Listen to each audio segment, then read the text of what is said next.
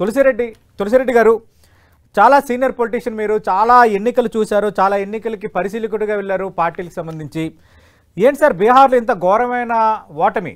సరే ఎన్డీఏకి మొగ్గు ఉందని ఎగ్జిట్ పోల్ సంస్థలు చెప్పినా కొంత గౌరవప్రదమైన సీట్లతో మహాగఠబంధన్ బయటపడుతుందన్న అంచనాలు కొందరు వైపు నుంచి కనిపించాయి. బట్ అది కూడా ఇక్కడ జరగలేదు.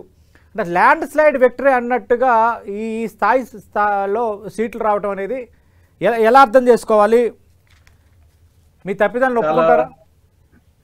మీరు చెప్పినట్లు చాలా విచారకరం, చాలా బాధాకరం. కాంగ్రెస్ పార్టీకి ఇండియా కూటమికి సంబంధించి చాలా ఆలోచించాల్సినటువంటి విషయమే.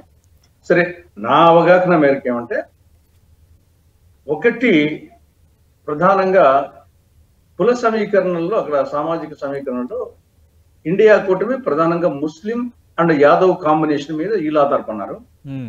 ఈ సైడు అగ్రవర్ణాలు, ఎస్సీ, ఎస్టీ, మోస్ట్ బ్యాక్వర్డ్ కింద ఈ పక్క, అంటే 100% కాదు కానీ కొంత మెజారిటీ ఆ పక్క ఈ పక్కని. దీంట్లో ముస్లిం యాదవ్ ఈ పక్క కాంబినేషన్ లో నాకు తెలిసి ఎంఐఎం కూడా కొన్ని సీట్లు వచ్చేట్టుగా చూస్తే, ఎంఐఎం వచ్చేసి ముస్లిం ఓట్ల కాడ ప్రధానంగా వచ్చేసి ఇండియా కూటమి దెబ్బతీసినట్టు కనపడుతుంది. రెండవది, జనసురాజ్ పార్టీకి సీట్లు రాకుండా కానీ ఓట్ల కాడ యాంటీ గవర్నమెంట్ ఓట్స్ ను బాగా చీల్చినట్టు కనపడుతుంది. కాబట్టి ఈ పక్క చీలికలో ఇండియా పక్క ఒకటి మైనార్టీ ఓట్లను ఎంఐఎం చీల్చడము, యాంటీ గవర్నమెంట్ ఓట్స్ ను జనసురాజ్ పార్టీ చీల్చడం అనేది ఒక ప్రధాన సెట్ బ్యాక్ అనిపిస్తుంది.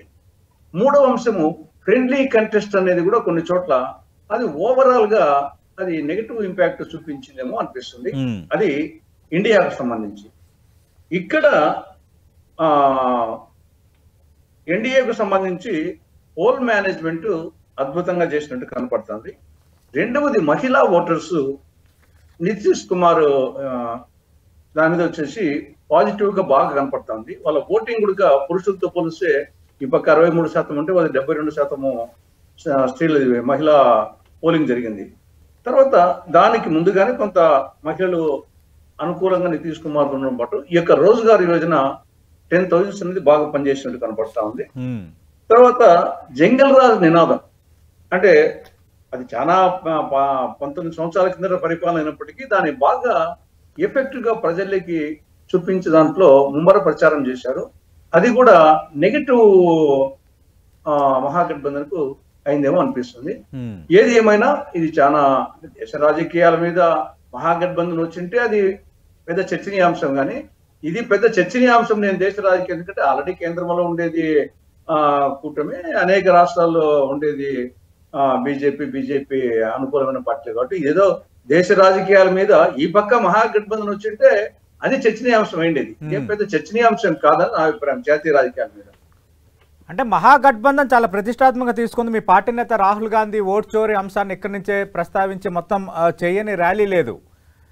అంటే స్పెషల్ దీని ఇంపాక్ట్ ఉండదని ఎందుకు అనుకోవాలి? పశ్చిమ బెంగాల్ ఎలక్షన్ త్వరలో జరగబోతోంది. అలాగే ఉత్తరప్రదేశ్ లాంటి పెద్ద రాష్ట్రానికి సంబంధించిన అసెంబ్లీ ఎన్నికలకు దగ్గర పడుతున్నాయి. బీహార్ ఫలితం ఇంపాక్ట్ ఉండదని అప్పుడే మనం అనుకోవడం కరెక్టేనా? అంటే ఆల్రెడీ బీహార్ లో ఉండింది వాళ్ళే కదా, బీహార్ లో 19 ఏళ్ళుగా ఆయన ఉన్నాడు కదా. కాబట్టి అది ఏమన్నా వాళ్ళు ఉండడం ఒక ఎత్తు అయితే, నాలుగోసారి మళ్ళీ నితీష్ కి పట్టం కట్టడం అనేది కొంచెం గుర్తించదగ్గదే కదా తులసిరెడ్డి గారు. ఇక్కడ రెండు ఉన్నాయి. ఇప్పుడు యాంటీ గవర్నమెంట్ ఓట్స్ ఉంటాయి, ప్రో గవర్నమెంట్. ఎక్కువ రోజు పరిపాలన ఉన్నప్పుడు ప్రో గవర్నమెంట్ కూడా అనేక కార్యక్రమాలు ఏదో ఒక బెనిఫిట్ ప్రతి కుటుంబానికి ప్రతి వ్యక్తికి ఇచ్చింటారు. కాబట్టి అది రెండు ఉన్నాయి. గవర్నమెంట్ అధికారంలో ఉంటే యాంటీ గవర్నమెంట్ ఎంత ఉంటుందో ప్రో గవర్నమెంట్ కూడా వస్తుంది. ఆ విధంగా మహిళలు వచ్చేసి నితీష్ కుమార్ గవర్నమెంట్ కు ప్రో గవర్నమెంట్ మహిళల్లో ఉంది నా అభిప్రాయం. దానికి ఇది యాడ్ అయింది మహిళా రోజ్గార్ యోజన. కాబట్టి గవర్నమెంట్ కు యాంటీతో పాటు ప్రో కూడా ఉంటది. కాబట్టి అక్కడ దాన్ని యాంటీలో చీలికొచ్చి ప్రోకు చీలిక లేదనుకో, అప్పుడు ఆటోమేటిక్ గా ఇక్కడ యాంటీ గవర్నమెంట్ ఓట్స్ ను జనసురాజ్ పార్టీ బాగా చీల్చింది. ఎంఐఎం వచ్చేసేసి ముస్లిం ఓట్స్ ను బాగా చీల్చింది. పోల్ మేనేజ్మెంట్ మహాగఠబంధన్ తో పోలిస్తే పోల్ మేనేజ్మెంట్ అద్భుతంగా ఎన్డీఏ కూటమి చేసినట్టు కనపడుతుంది. ప్రచారంలో కూడా ఈ పక్క చేశారు ప్రచారము, ఇద్దరు ప్రచారం చేసినప్పటికీ మిగతా అంశాలు కూడా ఎన్డీఏ కూటమికి అనుకూలించేది కనపడుతుంది. ఏదేమైనా సీరియస్ గా ఆలోచించాల్సిన అవసరం ఉంది. వచ్చేసి ఎక్కడ ట్రాక్ తప్పామా, ఎక్కడెక్కడిని కాంగ్రెస్ పార్టీ కానీ ఈ పక్క ఇండియా కూటమి పార్టీలు కానీ ఆలోచించాల్సిన అవసరం ఉంది. ఎస్పెషల్లీ కాంగ్రెస్ ఆలోచించుకోవాల్సిన అవసరం ఉంది. అంత పూర్ పెర్ఫార్మెన్స్, అంత ఉధృతంగా ప్రచారం చేసినా కానీ అది ప్రజలను ఆకట్టుకునే అంశం కాలేదేమో. అది వచ్చేసి ఓట్ చోరీ అనేది అనిపిస్తుంది ఈ రిజల్ట్ చూసిన తర్వాత.